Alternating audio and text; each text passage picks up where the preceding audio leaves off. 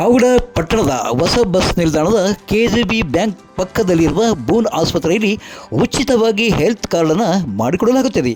ಉಚಿತವಾಗಿ 1 ವರ್ಷದ ಅವಧಿಗಾಗಿ ನಿಮಗೆ ಹೆಲ್ತ್ ಕಾರ್ಡನ್ನು ಮಾಡಿಕೊಡಲಾಗುತ್ತದೆ. ಹೆಚ್ಚಿನ ವಿವರಗಳಿಗೆ 9035558254 ನಂಬರನ್ನು ಸಂಪರ್ಕಿಸಲು ಕೋರಲಾಗಿದೆ. ವಿವಿಧ ಕಾರ್ಮಿಕ ಸಂಘಟನೆಗಳು ಬುಧವಾರ ದೇಶದಾದ್ಯಂತ ಹಮ್ಮಿಕೊಂಡಿದ್ದ ಸಾರ್ವತ್ರಿಕ ಮುಷ್ಕರ ಹಿನ್ನೆಲೆಯಲ್ಲಿ ಪಾವಗಡ ತಾಲೂಕಿನ ಕಾರ್ಮಿಕ ಸಂಘಟನೆಗಳು ತಹಶೀಲ್ದಾರ್ ಕಚೇರಿಗೆ ಬುಧವಾರ ಮುತ್ತಿಗೆ ಹಾಕಿ ತಮ್ಮ ಆಕ್ರೋಶವನ್ನು ಹೊರಹಾಕಿದ್ದಾರೆ. ಈ ವೇಳೆ ಕೆಲ ಕಾರ್ಮಿಕ ಸಂಘಟನೆಗಳ ಮುಖಂಡರುಗಳನ್ನು ಪಾವಗಡ ಪೊಲೀಸರು ಬಂಧಿಸಿ ನಂತರ ಬಿಡುಗಡೆಗೊಳಿಸಿದ್ದಾರೆ. ಅಂಗನವಾಡಿ ನೌಕರರ ಸಂಘದ ಅಧ್ಯಕ್ಷೆ ಶಿವಗಂಗಮ್ಮ, ಬಿಸಿಯೂಟ ಯೋಜನೆಯ ಕೆಂಚಮ್ಮ, ರೈತ ಸಂಘದ ಪೂಜಾರಪ್ಪ, CI2 ನಾಗರಾಜು, ಅಮಾಲಿ ರಾಮಾಂಜನಪ್ಪ ಸೇರಿದಂತೆ ಮತ್ತಿತರರನ್ನು ಪೊಲೀಸರು ವಶಕ್ಕೆ ಪಡೆದು ನಂತರ ಬಿಡುಗಡೆಗೊಳಿಸಿದ್ದಾರೆ.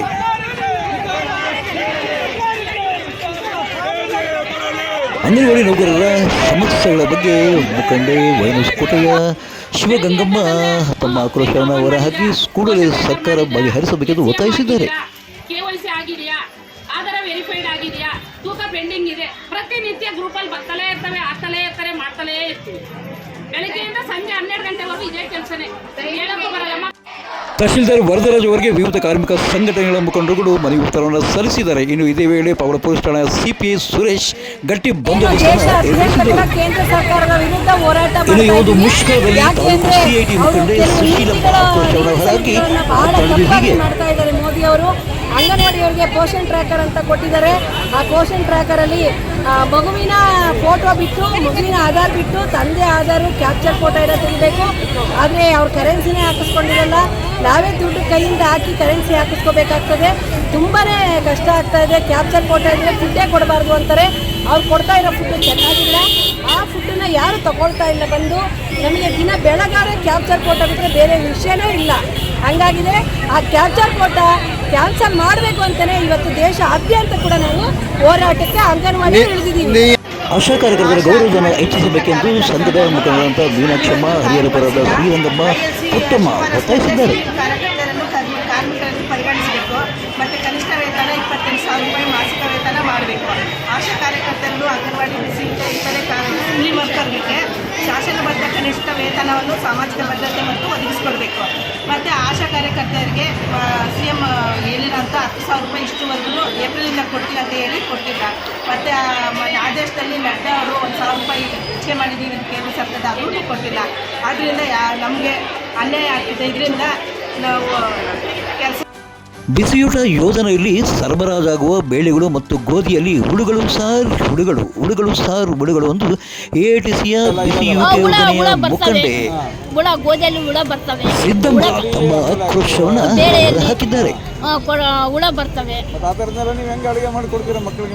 ಅದನ್ನ ಹೇಳಿದ್ರೆ ಸರಿ ಹಂಗೆ ಒಣಗಾಕಿ ಕ್ಲೀನ್ ಮಾಡ್ಬೇಕು. ಹಿಂಗೆ ಬರೀ ಹುಳ ಕೊಟ್ಟರೆ ನಾವು ಎಲ್ಲಿಗೆ ಮಾಡಬೇಕು? ಬರ್ತಾರೆ ಮೇಷ್ಗಳು, ಹುಳ ಇದಾವಮ್ಮ ಕ್ಲೀನ್ ಮಾಡಬೇಕು. ಎಲ್ಲಿಂದ ಮಾಡ್ಕೊಂತೀರಾ? ಗೋಧಿಯಾಗಂತೂ ಕ್ಲೀನಾಗಿ ಒಳ್ಳೆವೇ ಕೊಡೋದಿಲ್ಲ, ಬರೀ ಗಲೀಜಿರುತ್ತೆ. ಅದನ್ನು ಎಲ್ಲಿ ಕ್ಲೀನ್ ಮಾಡ್ಬೇಕು ನಾವು? ಬೇಳೆಗೆ ಕರೆ ಹುಳ ಇರ್ತವೆ. ಎಣ್ಣೆ ಸರಿ ಕೊಡ್ತಾ ಇಲ್ಲ. ಎಣ್ಣೆ ತಂದು ಮಾಡಬೇಕು.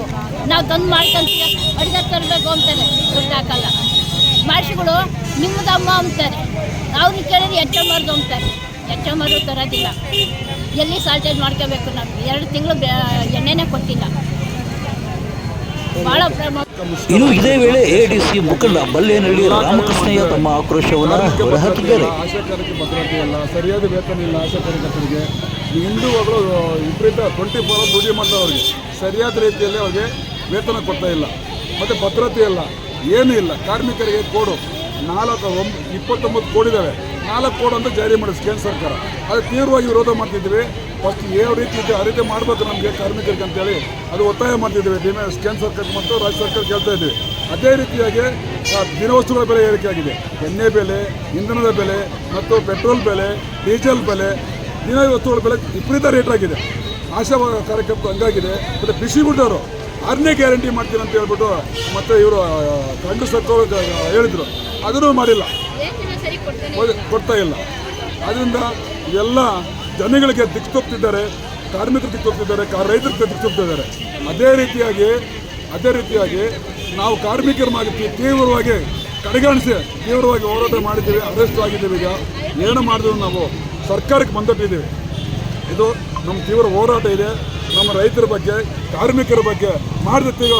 ಮತ್ತು ರಾಜ್ಯದಲ್ಲಿ ಮಾಡ್ತೀವಿ, ಮತ್ತು ದಿಲ್ಲಿಯಲ್ಲೂ ಮಾಡ್ತೀವಿ, ಎಲ್ಲ ಕಡೆನೂ ಮಾಡ್ತೀವಿ ಹೋರಾಟ ಮಾಡ್ತಾ. ಇಂಕಿಲಾಬ್ ಜಿಂದಾಬಾದ್.